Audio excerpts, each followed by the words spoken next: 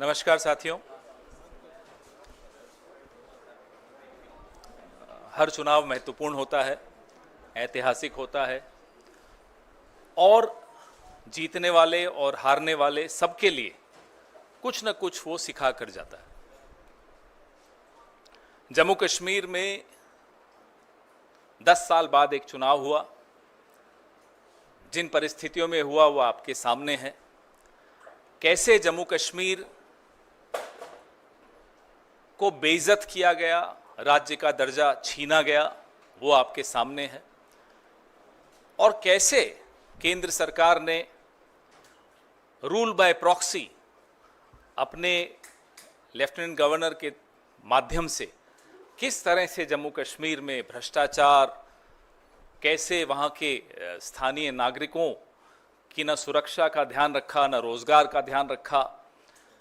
लगातार जो खबरें, आतंकवाद बढ़ने की खबरें, जम्मू रीजन तक में आतंकवादी हमले होने लगे, न आम नागरिक वहाँ सुरक्षित महसूस करता है, न पर्यटक महसूस करते हैं अपने आप को सुरक्षित। कश्मीरी पंडितों से जो वादे किए गए वो बिल्कुल भुला दिए गए पिछले 10 साल में।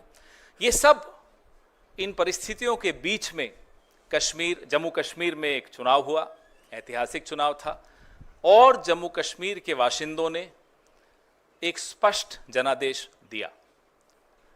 जम्मू कश्मीर, आज भी हम उसको राज्य ही मानते हैं, तो मैं तो यही कहूँगा कि जम्मू कश्मीर राज्य के लोगों को बहुत बहुत मुबारक कि उन्होंने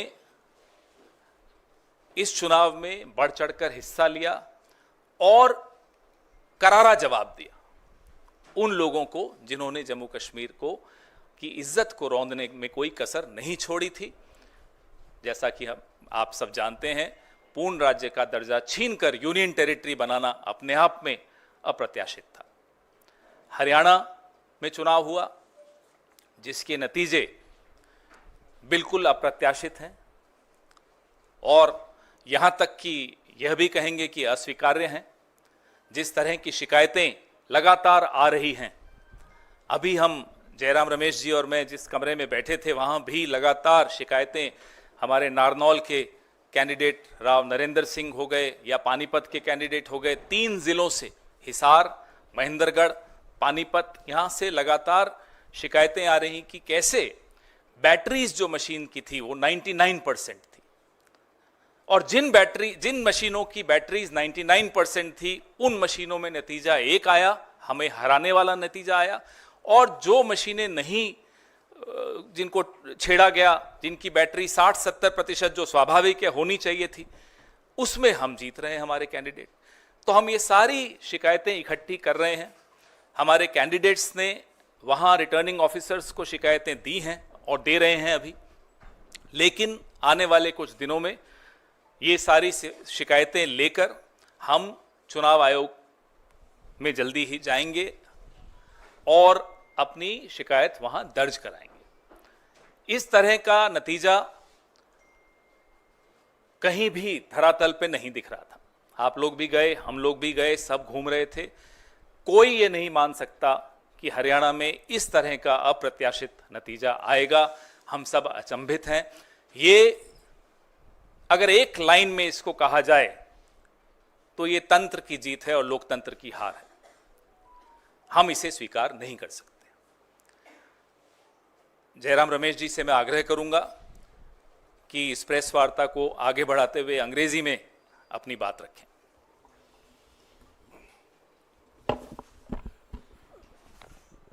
मैं सिर्फ ये बात कहूंगा कि जम्मू और कश्मीर के जनता ने स्पष्ट जनादेश दिया है नेशनल कॉन्फ्रेंस और इंडियन नेशनल कांग्रेस के गठबंधन को। भारी बहुमत से उनको जिताया है।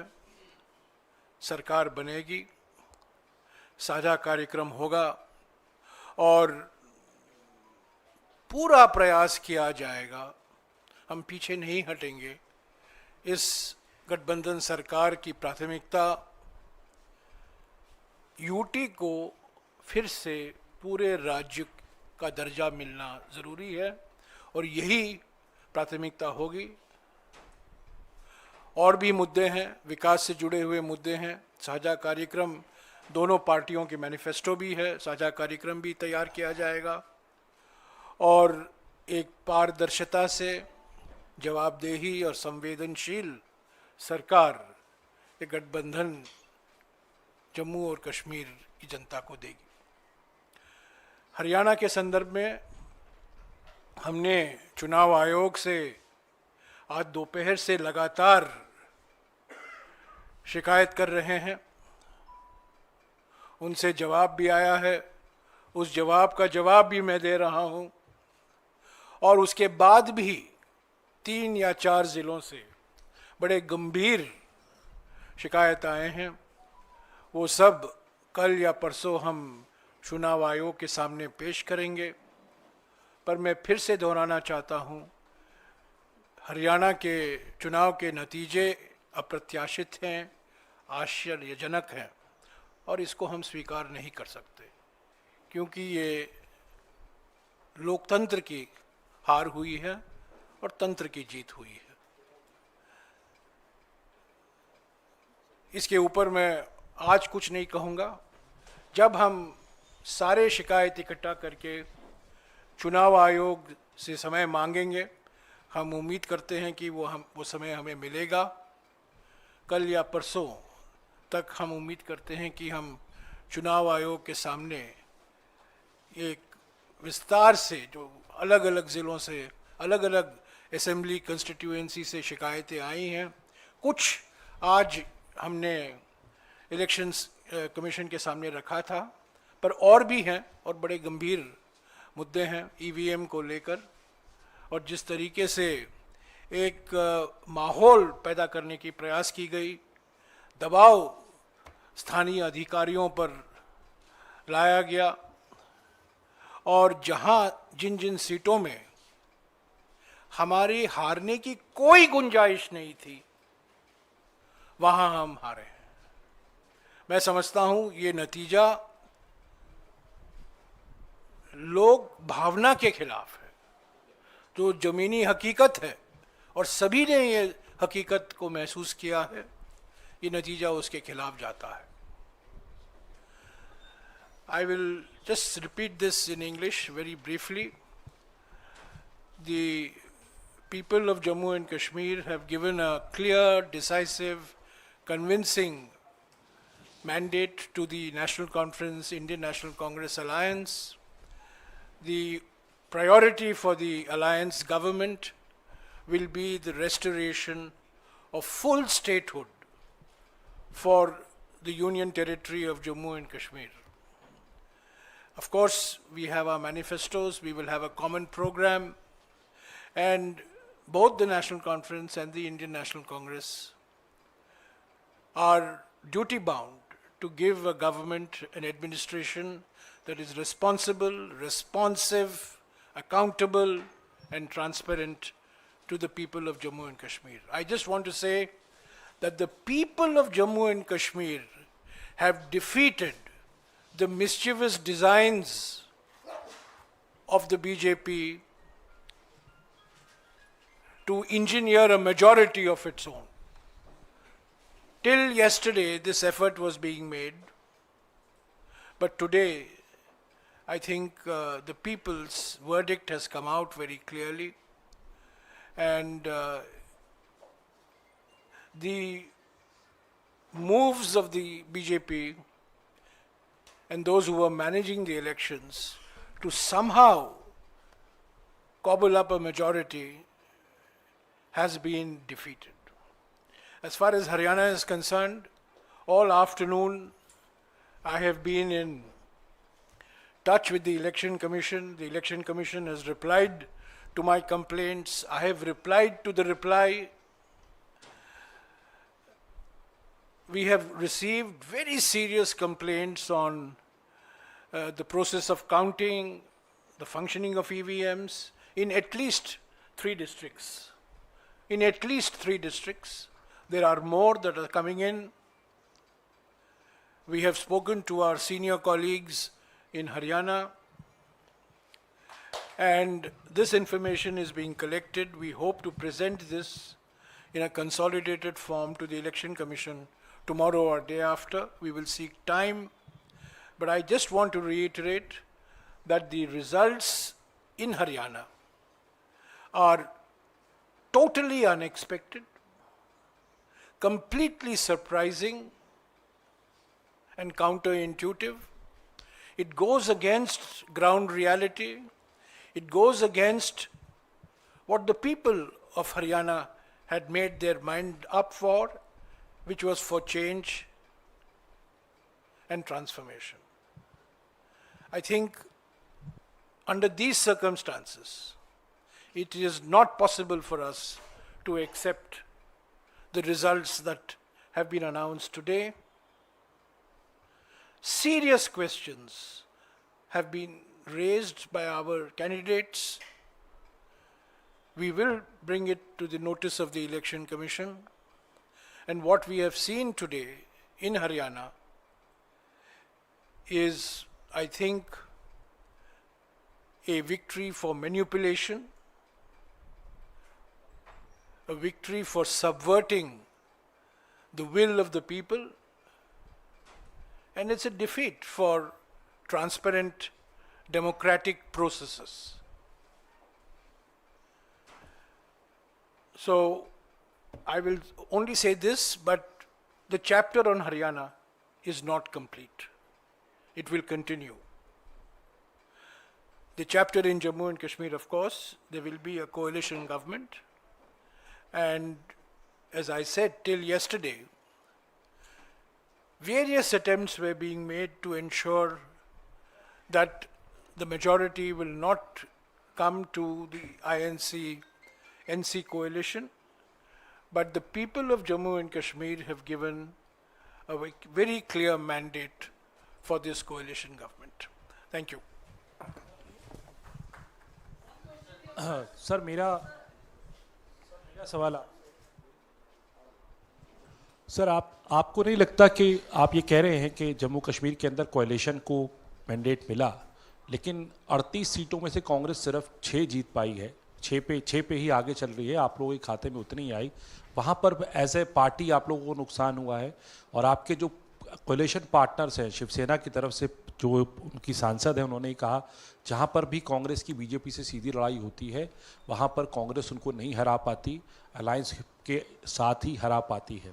और हरियाणा में आपको लगता नहीं कि इन फाइटिंग का नुकसान हुआ? 16 आपके सिटिंग विधायक जो है वो चुनाव हारे हैं, उस पर क्या कहेंगे आप?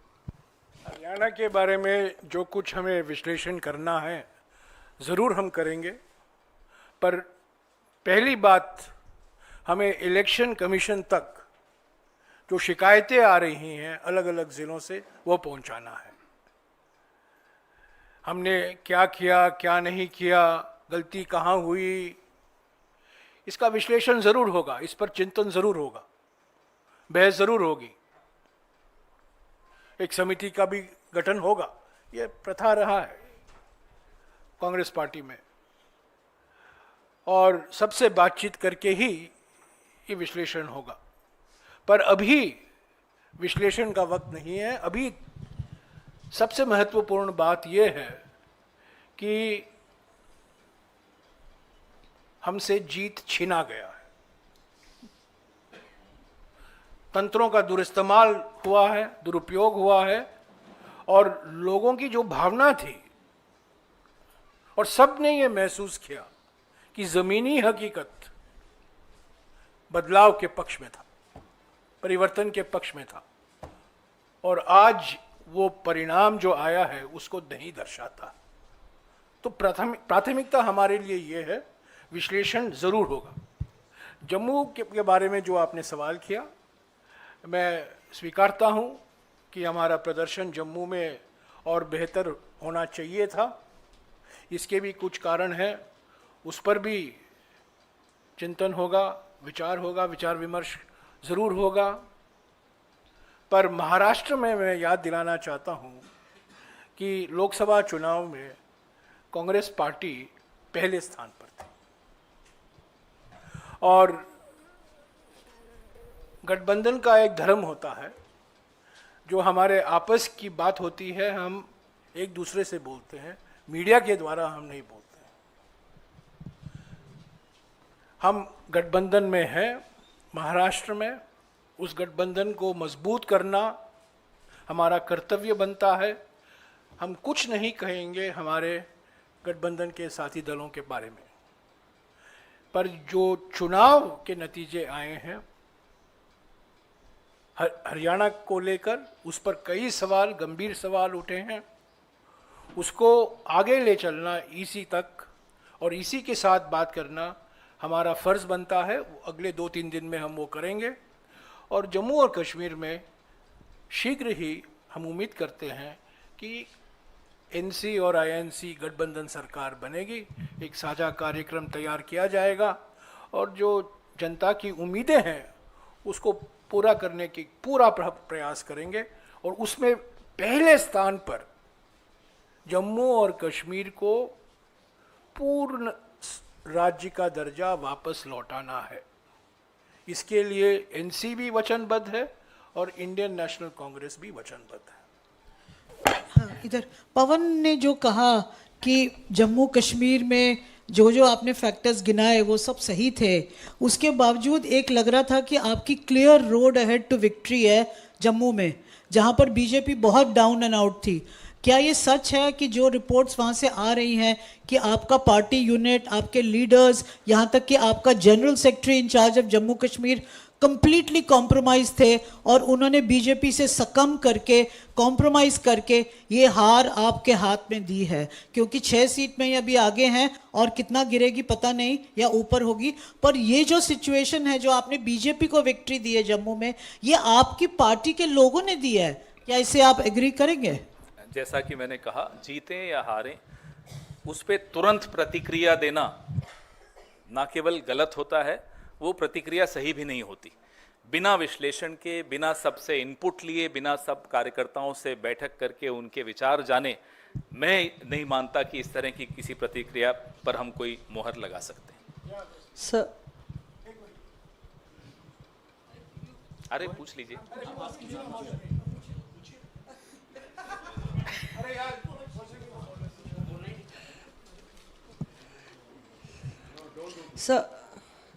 सर ये जो 3 जिलों का आपने जिक्र किया, तो ये कौन से ज़िले हैं और कितनी सीटें इसमें प्रभावित हो रही हैं इन ज़िलों में, ये हम लोग जानना चाहेंगे। और थोड़ी अजीबोगरीब बात नहीं है कि एक तरफ आप जम्मू कश्मीर की जीत और आगे क्या प्रक्रिया रहेगी उसका जिक्र कर रहे हैं, और दूसरी तरफ कह रहे हैं वहाँ पे जनता की जीत हुई, और दूसरी तरफ कह रहे हैं हरियाणा में अंगूर खट्टे हैं, हरियाणा में हमारी जीत छीनी गई है। तो तब जनता को क्या मैसेज? अजीबोगरीब तब होता कि जब हम कहते कि नहीं साहब सब जगह खराब है मशीन।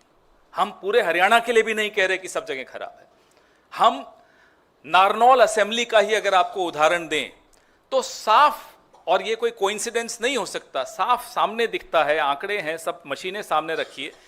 जिन मशीनों के यूनिट की बैटरी 99% है वो मशीनें हमें हरा रही हैं। जिनकी बैटरी, और स्वाभाविक रूप से बैटरी कम होती है, 60-70% पे आई है, उसमें हम जीत रहे हैं। तो ये एक संयोग नहीं हो सकता। ना केवल नारनौल में ये बात है, पानीपत में ये बात है। आपने बोला कौन कौन से जिले, हिसार, महेंद्रगढ़, पानीपत, ये 3 में तो है, और बाकी जगहों से भी छुटपुट ऐसी शिकायतें आनी शुरू हुई हैं। रात तक जितनी भी शिकायतें इकट्ठी होंगी, कल तक जितनी इकट्ठी होंगी, फिर जैसा कि जयराम रमेश जी ने कहा, हम चुनाव आयोग तक जाएंगे। तो हमने कभी भी ऐसा नहीं कहा कि भाई पूरा ये सारी मशीनें खराब हैं। हम तो हरियाणा के लिए भी नहीं कह रहे कि सारी मशीनें खराब हैं, लेकिन जहां जहां हस्तक्षेप हुआ है वहां की बैटरी 99% है। आप मुझे बताइए, इतने दिन से मशीनें पड़ी हैं 99% और सबकी स्टैंडर्ड, सबकी 99% कैसे हो सकती है? और जिनको नहीं छेड़ा गया उसमें कोई 60% है, कोई 70%। और ऐसा नहीं कि शिकायत दोपहर को हुई हो, मशीनें खुलने के वक्त ही हमारे कैंडिडेट ने शिकायत की थी, तब तो कोई रिजल्ट नहीं आया था। तभी राव नरेंद्र सिंह जी ने उसी वक्त शिकायत करनी शुरू कर दी थी, हमें फोन करना शुरू कर दिया था, तब रिजल्ट आना शुरू नहीं हुआ था। इनफैक्ट तब तो आप लोग बाहर जो हमें दिखा रहे थे कि रुझान हमारे पक्ष में चल रहे थे 70-71 सीट पे, तब भी हमने लिखित शिकायत हमारे राव नरेंद्र सिंह जी ने और पानीपत वाले कैंडिडेट ने करनी शुरू कर दी थी। So you said that results are not acceptable to the Congress. Could you elaborate on that? And what are the, apart from approaching the EC, will you also take legal recourse? What do you exactly mean when you say that it is not acceptable to you? Well, in response to जो मौसमी ने सवाल किया था कितने सीटों का सवाल है, हमारा अनुमान है कि 12-14 सीटें ऐसे हैं जहां गंभीर, इससे भी ज़्यादा हो सकती हैं, पर पहला लिस्ट जो हमने तैयार किया है 12 या 14 सीटें ऐसे हैं जहां गंभीर सवाल उठाए गए हैं उम्मीदवारों द्वारा। तो ये कल ही बता पाएंगे फाइनल कितने सीटें हैं, पर आज मैं बता सकता हूं 12 से 14 सीटें पर गंभीर सवाल उठते हैं। The reason why, we are not accepting it is because not only is it surprising, not only is it unexpected, but there are serious issues that have been raised on the integrity of the counting process, of the functioning of the EVMs, in at least 4 districts, as my colleague has already identified, in which about 12 to 14 constituencies are involved. It could be more. We will have the final list tomorrow. We'll share it with you. We will be going to the Election Commission. Election Commission is our first stop. We have to go to the Election Commission. It's a constitutional body. It's an independent body. We expect it to function constitutionally and independently.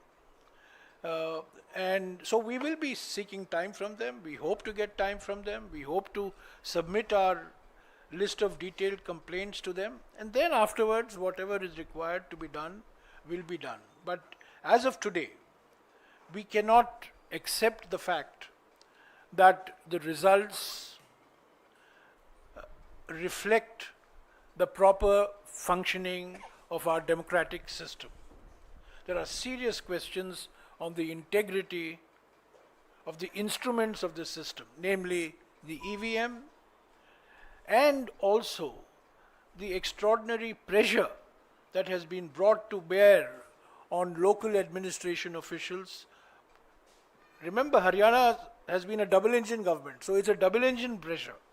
It's a pressure from the state government and a pressure from the union government as well.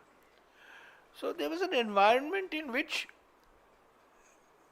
people have lost by 200 votes, 300 votes, 50 votes.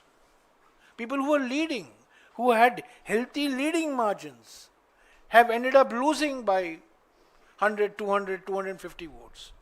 This can be explained only by manipulation and pressure.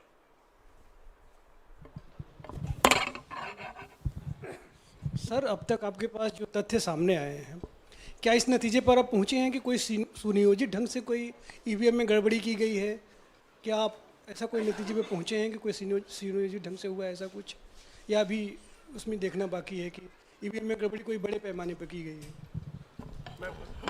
भाई, अगर 99% battery standard एक के बाद एक मशीनों पे निकल रही हो और उन्हीं मशीनों पे कांग्रेस का उम्मीदवार हार रहा हो, जिन मशीनों पे 60-70 स्वाभाविक जो होना चाहिए उतनी बैटरी उस पे हम जीत रहे हो, तो आप बताइए सुनियोजित नहीं माना जाएगा तो क्या माना जाएगा?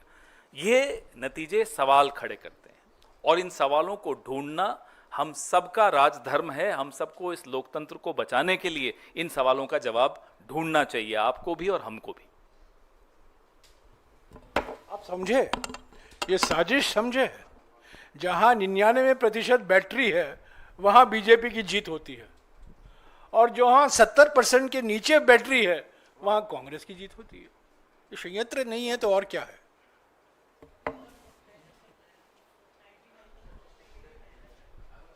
हाँ जी, 2 राज्यों के चुनाव हो जाने के बाद नहीं, अभी इन 2 राज्यों तक ही सीमित रखिएगा। नहीं, 2 राज्यों के बाद मैं उसी पे सवाल कर रहा हूँ।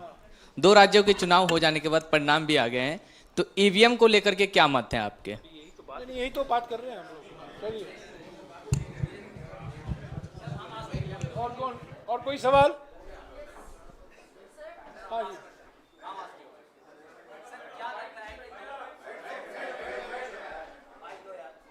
बोल दो, आवाज आ रही है। सर, क्या लगता है कि 2 दिन 2.5 दिन का जो मतलब इन्वेस्टिगेशन होगा उससे कुछ निकल के सामने आएगा? हमारा जो काम है और जो कर्तव्य है, चुनाव आयोग के दरवाजे पे दस्तक देना और तेज दस्तक देना ताकि आवाज़ आप सब तक पहुंचे। और उसके बाद जिम्मेदारी चुनाव आयोग की है इस लोकतंत्र को जीवित रखने की। आपने सुना होगा कर्मण्येवाधिकारस्ते मा फलेषु कदाचन।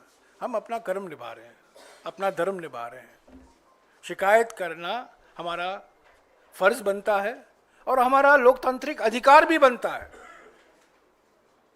जो हमने देखा है 99% बैटरी, 65% बैटरी, ये सब मैं समझता हूँ काफ़ी आश्चर्यजनक बातें निकल कर आई हैं हरियाणा के चुनाव के संदर्भ में।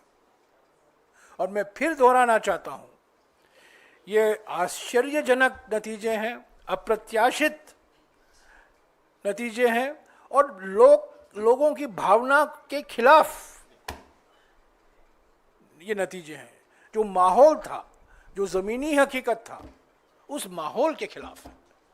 मैं समझता हूँ बीजेपी भी नहीं उम्मीद करती थी कि वो हरियाणा जीतने वाले हैं। जितवाया गया, जीते नहीं है, जितवाया गया। हाँ, Sir, talking about Jammu Kashmir, one thing that has been the constant demand of National Conference is the restoration of Article 370. What will the Congress stand be on that? Will the Congress support over there? Because the mandate that has come, it has come specifically for the National Conference, and this is one of their demands. So, what will the Congress stand be on Article 370 now? For the Indian National Congress and an alliance with the National Congress. The political atmosphere in J&K was transformed after the Bharat Jodo Yatra. And that transformation had an effect on all political parties which were seen to be aligned with the Indian National Congress. So let's not underestimate the importance of the role of the Indian National Congress. The National Conference has scored a handsome victory. And we congratulate the National Congress. They are our ally. But to say that the Indian National Congress has not had a role in the transformation in the political environment in J&K in the last 2 years flies in the face of reality. The Bharat Jodo Yatra was a transformational movement as far as the politics of J&K is concerned. We should never minimize or underestimate the achievement of Mr. Rahul Gandhi in Jammu and Kashmir particularly, both in Jammu as well as in Kashmir. Our priority, you asked the question, our priority immediately, Mr. Gandhi has already said this in his election campaign, the Congress president has said it in his election campaign. Our immediate priority is to restore full statehood to Jammu and Kashmir. It was downgraded to the status of a UT 5 years ago. It's never happened before in Indian history. It should not happen. But restoration of full statehood status and giving a democratically elected chief minister and his council of ministers full constitutional authority is our priority. We don't want an alliance government to be at the beck and call of the LG. The LG cannot run Jammu and Kashmir anymore. Jammu and Kashmir has to be run by this democratically elected government.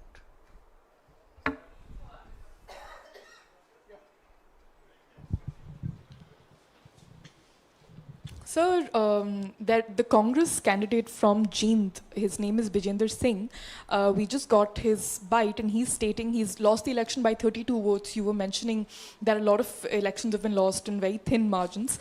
And while you also spoke about the foul play, he has said that this defeat is because of the independent candidate cutting his share. So that does... There could be different reasons in different areas. What the complaints that we have got and that we are getting are from 3 districts primarily. And then when we compile those complaints, we'll take them to the Election Commission. As I said, one size doesn't fit all. Different constituencies have different reasons for their victories or defeats. Haji. Sir अभी मैंने एक BJP के राष्ट्रीय प्रवक्ता का interview किया तो उनका कहना है कि जब कांग्रेस जहां जीती वहां ईवीएम सही होता है, जब वो हार जाती है तब कहती है ईवीएम खराब होता है। तो इस पर सर क्या कहेंगे आप? 2009 में अडवाणी जी ने एक किताब का रिलीज़ की थी, लॉन्च की थी, जो जीवीएल नरसिम्हा ने लिखी थी ईवीएम्स के खिलाफ, और उसमें पूरा टेक्निकली समझाया था कि ईवीएम्स कैसे गलत हैं। तो उनको कहिए पहले 2014 का रिजल्ट को ठुकराएं, रिजेक्ट करें, 19 को रिजेक्ट करें, फिर हमसे बहस करें आकर।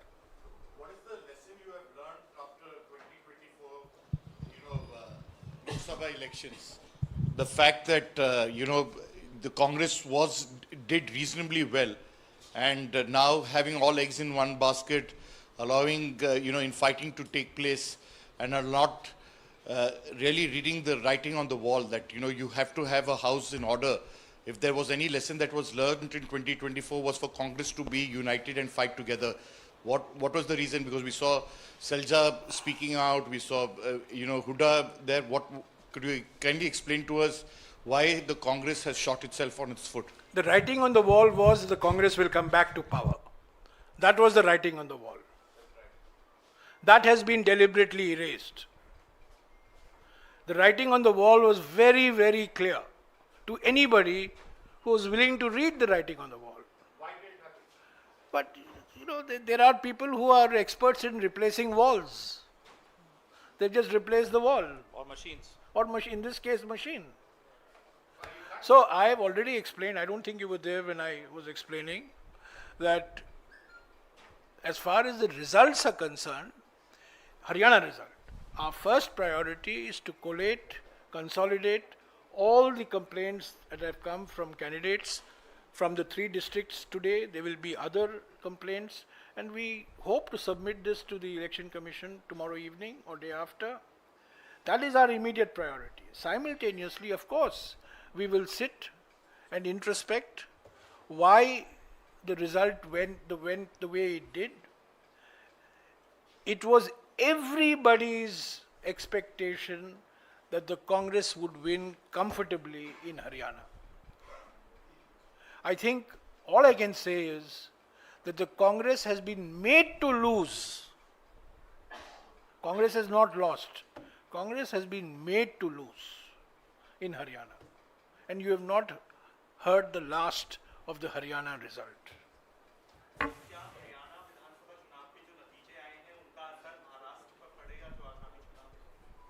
लोकसभा में हरियाणा में आपने देखा हमारी कैसी अच्छी परफॉर्मेंस रही।